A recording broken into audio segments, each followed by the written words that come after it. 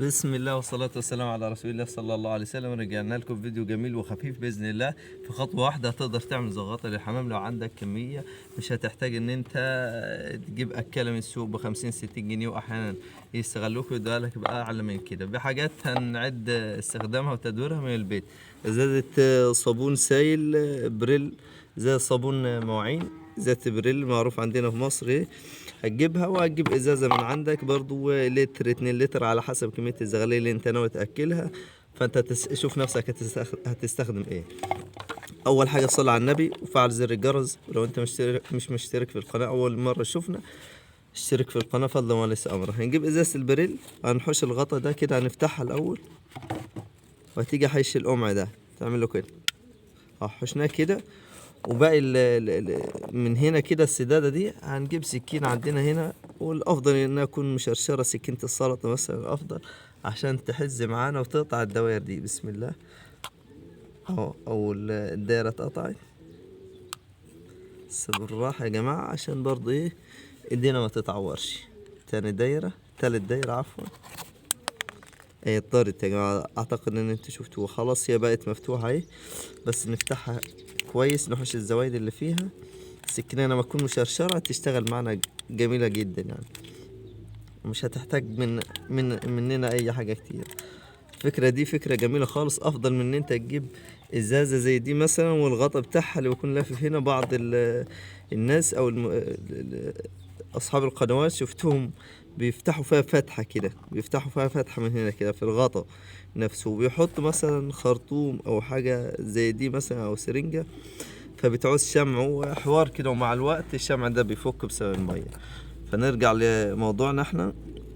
طبعا بعد ما فتحناها كده نظفناها وخلاص على كده. فبتجيب سرنجة عندك، والضغط بتاع السرنجة اللي هو قلب السرنجة من جوه بتفتحه، بتحوشه، وبتاخد الحتة اللي بره، الكفر اللي بره، هو اللي هو من بره، تمام، اللي هو القلب ده انت بتلقحه، وبتيجي من عند السرنجة من قدام، من هنا بالظبط. تيجي من هنا كده وتيجي قصصها بسكينة برضه أو بموس على حسب الأداة اللي موجودة عندك. بتقصها كده خالص، بتشيل البوز اللي من قدام وبتطلع السرنجة القلب اللي جوه ده، فبتقعد معاك دي بالظبط. بنيجي ماسكين الغطا اللي احنا فتحناه اللي هو ده كده، وبتدخل كبس من جوه يا جماعة كده اهو. نوريكم عملها دلوقتي. بسم الله اهو. صعبة في دخولها طبعا. ده الشكل يا شباب كده النهائي بتاعها.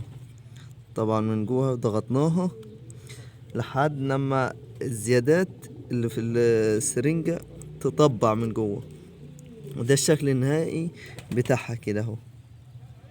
اهو ده الشكل النهائي بتاعها. وبنيجي حاطينها كده، بنحش ازازة البريل، وتقدر تحطها برضو على ازازة البريل بس لو انت عاوز حجم اكبر يعني. طالع على الحاجة الساقعة، خلاص ربطنا، وبتبقى الشكل ده زغاطة مية مية.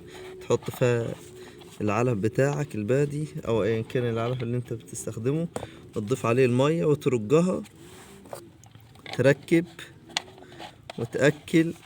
حاجة محترمة جدا، ومش هتاخد منك 5 دقايق ومن البيت. يا رب الفيديو يكون عجبك. لو عجبك ما تنساش تدعمنا بلايك وتشترك في القناة وتفعل زر الجرس. اهو يا جماعة بنوريكم عملي. نمسك الزغلول كده، بسم الله. الزازة بتاعتنا اهي، نمسكها كده بسم الله، دايما نذكر اسم ربنا.